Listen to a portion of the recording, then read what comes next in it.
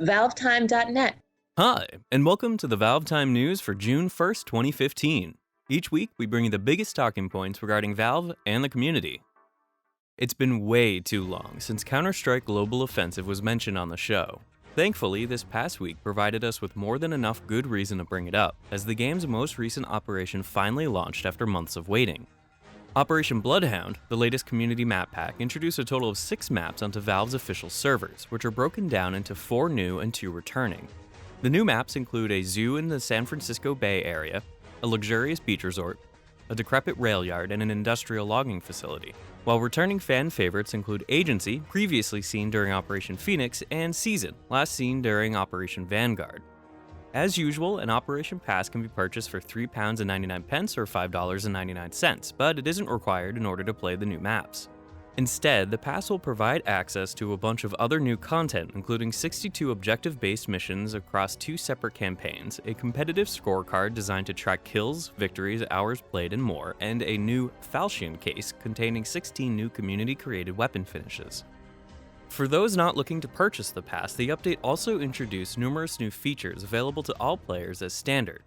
These include new profile ranks, similar to Dota 2's old leveling system, which uses experience points earned from playing both competitive and casual matches, and the aforementioned missions to increase a player's level as a means of, well, showing off. The first time a player levels up in a week, they will receive a single random weapon drop, with the type and rarity being at least partially determined by whether or not they own an Operation Pass. Other benefits provided to all players include map tweaks and bug fixes for Office, Cache, Mirage, Season, Rails, and Log, and multiple changes to the round timer and setup length of casual matches. More information about the most recent changes to Counter-Strike Global Offensive can be found over on the change logs for this week's pair of updates and the Operation Bloodhound announcement page. While the planned release window for the Source 2 version of Dota 2 has long since passed, this week brought about a new, rather intriguing piece of new information about the still upcoming port. A pair of code strings found within the update game files this past week revealed that the Source 2 version of Dota 2 may run on a totally separate client to that of the Source 1 version currently available, at least initially. The code, shown here, would display on a user's Dota profile, revealing which version of the game they were currently running and allowing players to quickly identify whether or not they may party up with that individual. This means the port of Dota 2 to Source 2 will likely not happen as a single all-enveloping move, instead using a different client to test, iterate, and improve the Source 2 version while fans and players who couldn't care less about the port continue to play on the currently released and relatively stable Source 1 client, similar to how the normal and test clients have coexisted well before Dota 2's release in 2013. While splitting the game onto 2 clients is an excellent plan in order to prevent unexpected issues or bugs from affecting gameplay for most fans, we feel it's important to express our concern regarding the move's potential to divide the community. In the past, Left 4 Dead and Left 4 Dead 2 had their communities permanently fractured by having 2 separate versions of the original game existing alongside 2 different clients, and we'd hate to see the same thing happen to Dota 2 should the Source 1 client continue to exist alongside the newer Source 2 version after the porting process is completed. It's an interesting topic, so let us know what you think in the comments below. As mentioned on the last episode, this past week saw the start of the regional qualifiers for the International 2015. So far, the Chinese and American qualifiers have both concluded, with eHome and Complexity each securing victory.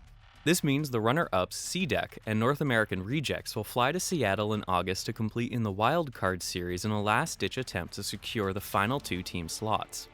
At the time of writing on Sunday morning, the Southeast Asia and European qualifiers have yet to conclude, and while the result may have come about by the time you see this episode, we'll be talking about who won each respective event on both the ValveTime.net front page and next week's episode, so stay tuned. Not everyone was focused on the Dota 2 competitive scene this past week, however, as many were far more interested in the release of more compendium rewards, some of which were long overdue. Following the conclusion of the Chinese and American qualifiers on Thursday evening, Valve released both the Immortal 2 treasure and the Wyvern Hatchling Courier, both of which were given out to all compendium owners. Like the first set, the new Immortal treasure provides access to 8 high-quality items for various heroes, including a rare Shadow Fiend item and normal and golden versions of Basher Blades for Anti-Mage. As was likely planned by Valve way in advance, the release of these new items seemingly caused a spike in both compendium sales and levels, pushing the total prize pool for the International 2015 to over 10 million on Saturday the 30th of May. This of course means the third set of Immortal items have now been unlocked, but much like the second set we mentioned earlier, it'll likely be a little while before we see them released. As mentioned on our last two episodes, this past week saw the release of Portal Pinball, a themed downloadable content pack of Pinball FX2 by Zen Studios. The DLC takes place on a single pinball table which dynamically changes and adapts to certain actions and objectives the player completes, such as solving puzzles in a certain order or by unlocking a miniature version of the turret testing line from Portal 2. Zen Studios kindly provided us with early access to Portal Pinball 2 days ahead of the launch on Thursday, so we decided to take the opportunity to record a round of gameplay in order to preview what it's all about.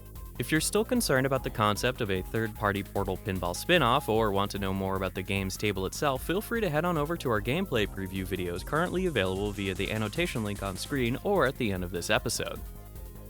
After nearly 4 years of development, ambitious Portal 2 mod Portal Stories Mel finally got an official release date this past week. The mod's lead developer LP Freaky posted an announcement post on the game's Steam Hub, revealing that the mod will launch for free on Steam on June 25, 2015. The mod will see the player take on the form of Mel, a test subject experimenting during the height of aperture science in 1952, prior to an overly prolonged stay in a relaxation vault. The game's synopsis then mentions that Portal Stories Mel will take place at some point between Portal 1 and 2 and in a number of previously unseen environments and locations. Given how many Portal and Half-Life mods continue to confuse their own fictional timeline with that of Valve's own official fictional timelines, it'll be interesting to see whether this one can break the mold and try to keep things consistent while also offering some fun gameplay and unique environments. We'll likely try to get some kind of review going close to the mod's release, so keep an eye on our YouTube channel and our social media pages. Not that you should need to be reminded, of course. Speaking of being reminded about social media, it's that time of the show when I say don't forget to subscribe to our YouTube channel to check out our previous content, to follow us on Facebook, Twitter, and Twitch TV, and to join the conversations over on the ValveTime.net community forums. Thanks for watching, and bye for now.